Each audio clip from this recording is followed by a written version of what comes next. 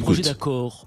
Les États-Unis et leurs alliés vont devoir présenter des plans de reconstruction pour l'Iran et le montant minimal est faramineux, 300 milliards de dollars. Certains observateurs estiment que c'est une manière pour Donald Trump de payer la paix et d'acheter la stabilisation du système. D'ailleurs, concrètement, 300 milliards pour l'Iran, ça représente quoi ? Juste un chiffre, une installation nucléaire, c'est entre 5 milliards et 10 milliards quand on la fabrique, quand on la construit. Ouais. Donc 300 milliards, c'est les 30 sites qui ont été quasiment détruits. Grâce à ces 300 milliards, ils reconstruisent tout. Autre volet financier, le déblocage de 24 milliards de dollars d'avoirs iraniens gelés au cours de la période de négociation de 60 jours. Et la subtilité, c'est que Téhéran veut d'ores et déjà en recevoir la moitié, 12 milliards, d'ici vendredi. Une garantie pour l'Iran qui redoute que les États-Unis ne respectent pas cette part du marché. Un signal, en fait, pour établir un minimum de confiance. Et puis enfin, il y a ce point rajouté au dernier moment, des frais maritimes dans le détroit d'Ormuz. 300 milliards de dollars. Les contribuables américains réalisent qu'ils vont payer quelques 300 milliards de dollars pour reconstruire l'Iran, après avoir dépensé 80 milliards de dollars pour le détruire.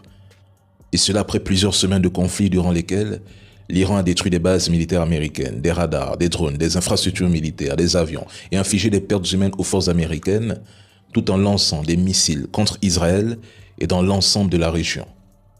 Autre point, Washington s'engagerait également à ne plus intervenir dans les affaires intérieures de l'Iran, à retirer ses forces des zones entourant l'Iran et à garantir la réouverture du détroit d'Ormuz dans un délai de 30 jours. Une réouverture qui serait placée sous supervision iranienne. Le texte prévoirait la suspension des sanctions visant le pétrole et les produits pétrochimiques iraniens, permettant à Téhéran de retrouver une importante marge de manœuvre économique et faisant de Téhéran une puissance économique. Sur la question la plus sensible pour Israël, celle du programme nucléaire iranien, le document reste particulièrement flou, vague. L'Iran s'engagerait à ne jamais chercher à acquérir l'arme nucléaire. Mais c'est une formule qui rappelle fortement l'accord de 2015 conclu sous Barack Obama, que Trump avait pourtant dénoncé avant de s'en retirer en 2018. Barack Obama a lui-même déclaré aujourd'hui qu'il doute que Trump obtienne un accord meilleur que celui qu'il avait négocié.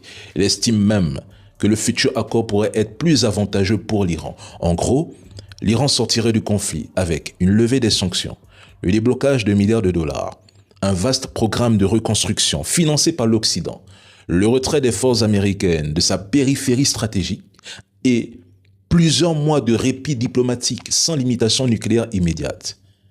Israël, de son côté, obtiendrait essentiellement une promesse politique de Trump, soutenue, attention, par une intense campagne de propagande en ligne.